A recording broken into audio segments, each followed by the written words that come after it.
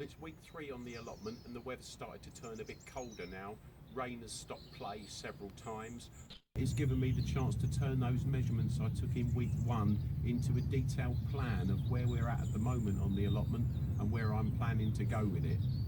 As you can see, I've penciled in the 3 beds for my roots, others, and brassicas crop rotation. 2 of those beds now in place.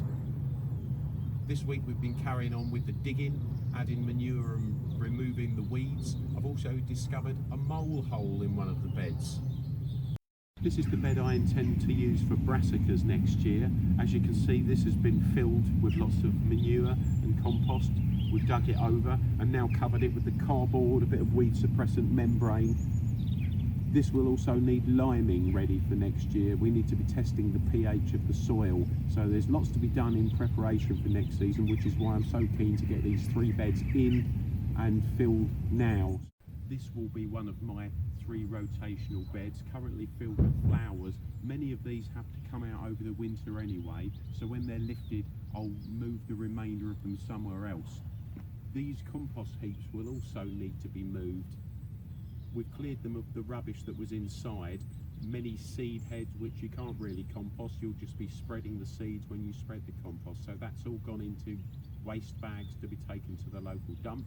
These compost heaps will be moved, but at the moment they're supporting this fence post which has actually snapped. Well, I intend to put a compost heap system here. These gooseberries which are already here will need to be moved, and I've taken some runners from these plants, which has given me 4 new plants here. One of these cordons, one of these can be used as a cordon and would be ideal to go in the fruit cage where there's a space going. So at some point I'll show you how I do that. But I've got 4 new plants without buying anything. 1 I'll use, 3 I can offer to my allotment neighbours.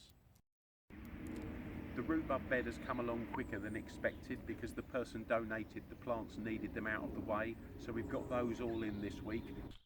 Normally when putting in a plant, the first thing to do would be to dig in lots of organic matter, but we did that last week.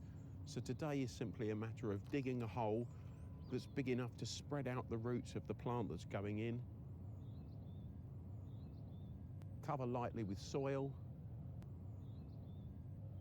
then tread in towards the plant until the hole is filled. This plant now is in exactly the right position, with the crown just proud of the soil. It's almost time to go dormant, so any leaves which were damaged during transplanting can be snapped off.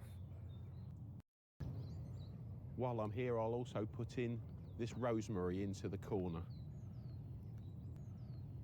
Empty out the whole pot into a hole,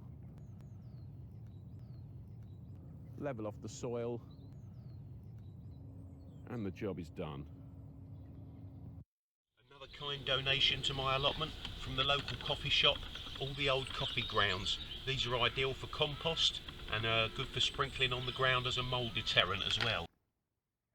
I've already incorporated some coffee grounds into this soil as I was digging it over. Now I've finished, I'll apply a top dressing of coffee all over and rake it in lightly. This should help to deter the mole, who won't like any strong smelling substance like coffee grounds all over the ground that they're digging in. Well, I couldn't resist. We'd weeded this area, so it felt only right to get something in the ground. I've put 4 late lettuces in here, which I germinated into some flower pots and just dug a hole, transplanted the whole thing into the ground under this cloche to keep any super bad weather off there, and they should be fine. In front of that, between these 4 rows of poles, I've put in some fresh garlic. All you need to do is position the bulbs so that they're about 1 inch below the surface with the pointed side up. I'm using a stick here to gauge the distance between each bulb, which should be around about 8 inches. Make a hole, in with the bulb, and then backfill with soil. I use sticks to mark either end of a run like this so I can remember exactly where I planted the crop. In nice and early, they're hardy plants, they'll survive the winter and give me lots of good garlic for next year. So my next job is to try and move some of the fruit from within this cage, to carry on moving these gooseberries, clearing out some of the raspberries, and to carry on with the 3 rotational beds.